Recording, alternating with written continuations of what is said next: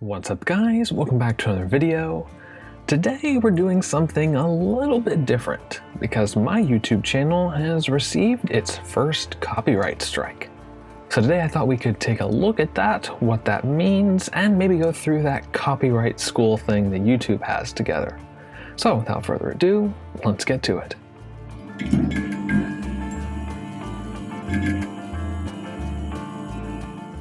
So this is my channel dashboard here, and I got an email notification a few weeks ago telling me I had an active copyright strike violation. So I go to the dashboard to take a look, and sure enough, I have one active copyright strike. When you receive a strike, it can be one of two types: a community guideline strike because something violated YouTube community guidelines, or it can be a copyright strike, which are issued when they remove content because the copyright owner sent us a complete and valid legal request asking us to do so. So let's take a look at that copyright strike, shall we? So the copyright owner asked us to take down your video because they believe it contains material that violates their copyright. As a result, your video was removed from YouTube and your channel received a copyright strike. If you get 3 strikes, your account, along with any associated channels, will be subject to termination. So there's 3 things you can do. The first is nothing. The strikes expire after 90 days as long as you complete the YouTube copyright school, which I'm going to go through today. Request a retraction, or you can submit a counter notification.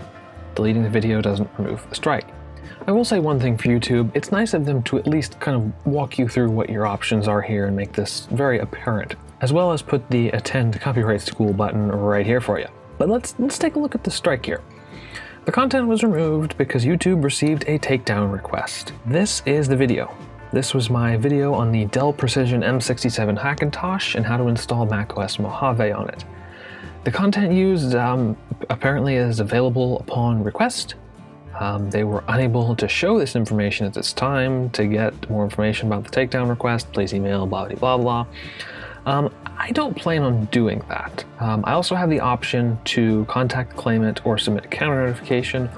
I don't think that's really going to help me much. I'm just happy to let it expire and take their little copyright school thing. What amused me though is that it was removed, you can see right here, by Apple Incorporated. So this means that someone at Apple, that Apple's paying, presumably, there's someone who has this job, I guess, watched my video and then submitted a formal claim to YouTube to have it removed. To me, that's kind of amusing for a few reasons. First of all, this just happened on August 1st, and it's for Mojave. Like, the whole installer, everything is all for Mojave, the EFI folder is linked. Nowhere in the description is there linked to a copy of macOS. I specifically say you have to get that yourself. All I provided was the EFI folder on how to install it, as well as the instructions. But the instructions were for Mojave, which is an old version of macOS. The newest at this time is Catalina, which I kind of find a bit interesting. And secondly, while this video did pretty well for me, I don't know if we can actually see the analytics now that it's been taken down.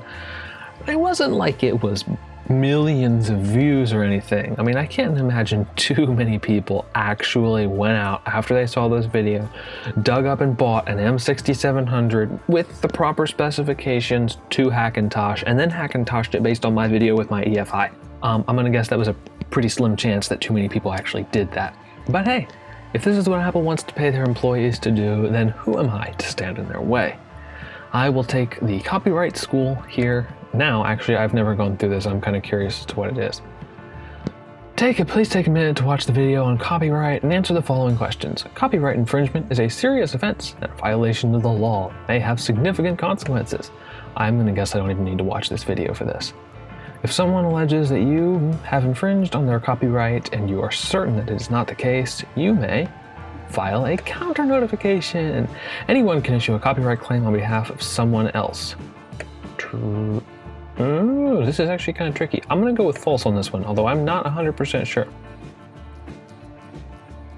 You should ask YouTube for permission to use other users' content from the site.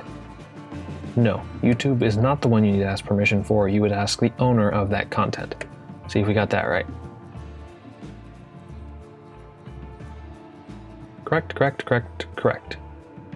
Congratulations, you've successfully completed copyright school. You may refer back to this at any time in your account. Okay, that was significantly easier than I expected.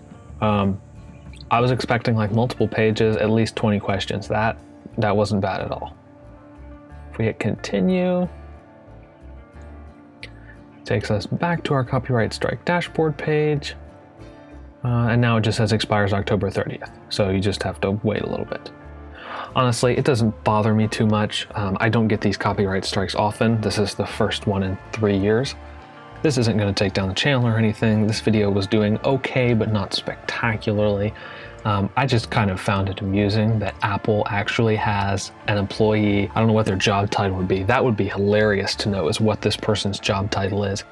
And that employee's job is to literally peruse YouTube looking for Hackintosh related videos, apparently for an outdated version of macOS, and submit copyright takedown notices.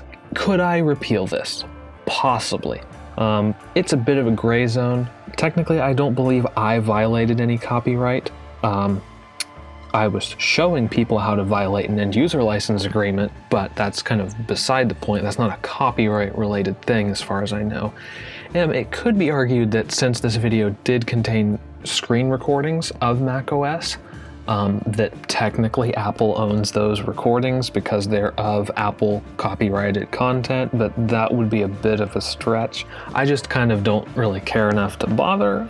I don't plan to do too much more Hackintosh related content in the future. Well, maybe not anymore now, but yeah, I just found this interesting and thought I'd make a video on it. So as always, thank you guys so much for watching. A bit of a different video, I realize.